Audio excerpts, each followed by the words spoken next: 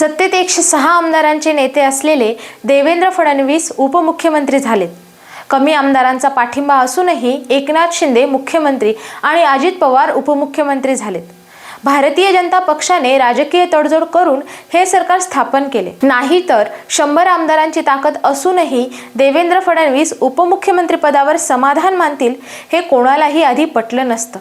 पण यालाच तर राजकारण म्हणतात। आता प्रश्न उभा राहतोय तो म्हणजे 2024च्या निवडणुकांचा।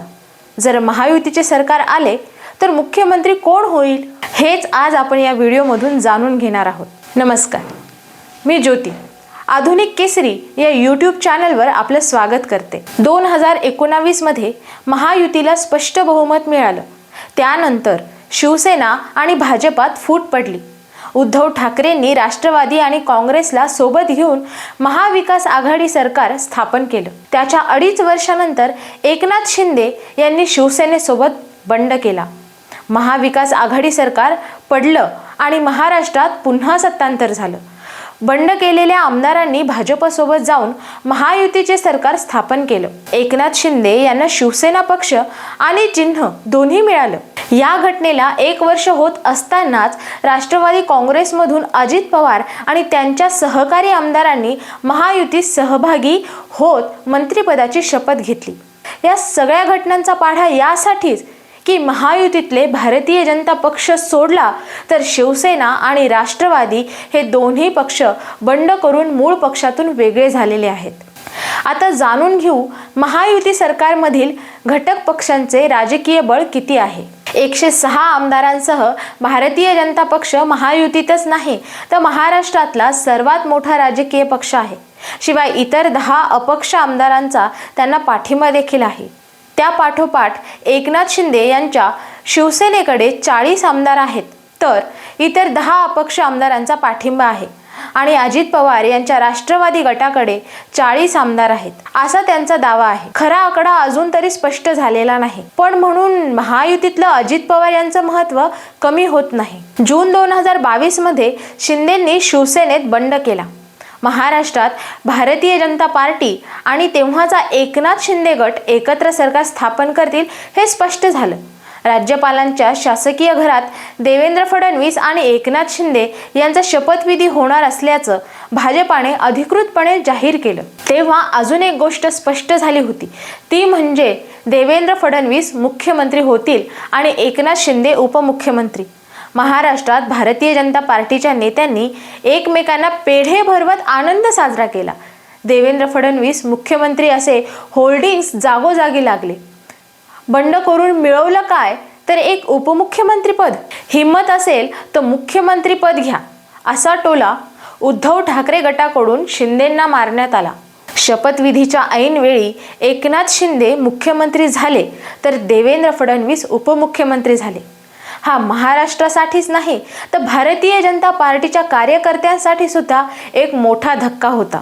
देवेंद्र फडणवीस यांच्या मुख्यमंत्री पदाची चर्चा 2019च्या विधानसभा निवडणुकीपासून सुरू आहे। मी पुन्हा येईन म्हणून त्यांनी विधानसभेत केलेली कविता आणि भाषणं सगळ्यांनीच ऐकली। निवडणुकीनंतर देवेंद्र फडणवीस मुख्यमंत्री होणार होते, पण युती तुटली, ती मुख्यमंत्री पदावरून, आणि त्यानंतर झालेला सकाळचा शपथविधी सगळ्या महाराष्ट्राने पाहिला। एकनाथ शिंदे हे सध्या मुख्यमंत्री आहेत। महाविकास आघाडी सरकार पडल्यामुळे त्यांना मुख्यमंत्री पद मिळालं। आपल्या पाठीमागे अदृश्य शक्ती असल्याचं त्यांनी आपल्या आमदारांना बोलून दाखवलं होतं। शिवाय अजित पवार यांनी मुख्यमंत्री होण्याची इच्छा आता सगळ्या महाराष्ट्राला माहीत आहे। तसं राष्ट्रवादीचे नेते अधूनमधून बोलून देखील दाखवतात। आता वळूयात आपल्या त्याच प्रश्नाकडे। 2024ला जर महायुतीचे सरकार आले तर मुख्यमंत्री कोण होईल, याचं साधं उत्तर दडले निवडणुकीच्या फॉर्म्युल्यात। चालू नियमानुसार आधी लोकसभा निवडणुका आहेत, त्यामुळे महाराष्ट्रात जास्तीत जास्त जागा निवडून आणण्यासाठी भाजप प्रयत्न करेल। त्यासाठी त्यांना हवा आहे मित्र पक्षाचा पाठिंबा। केवळ मुख्यमंत्री पदासाठी लोकसभेच्या निवडणुकीत रिस्क घेणं भाजपला परवडणार नाही। म्हणून तुर्तास तरी भारतीय जनता पार्टी मुख्यमंत्री पदावर अडून बसणार नाही आणि लोकसभा विधानसभा निवडणुका सोबत जरी झाल्या तरी सुद्धा निवडणुकीच्या आधी भाजप मित्र पक्ष नाराज होतील अशी भूमिका घेणार नाही, कारण सगळ्यात मोठं मिशन आहे ते म्हणजे लोकसभा निवडणूक.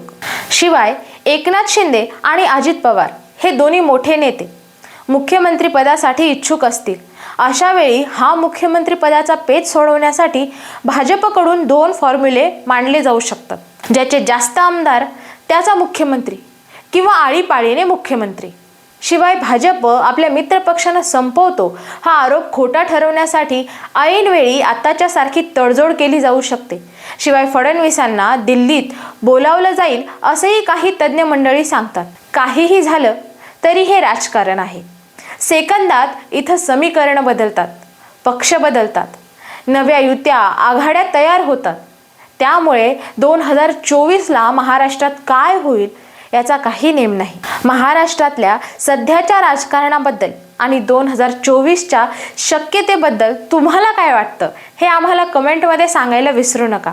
आणि आमचे आधुनिक केसरी हे यूट्यूब चॅनल सबस्क्राईब करा, जेणेकरून आमचे नवीन व्हिडिओ तुम्हाला सर्वात आधी बघायला भेटतील. धन्यवाद.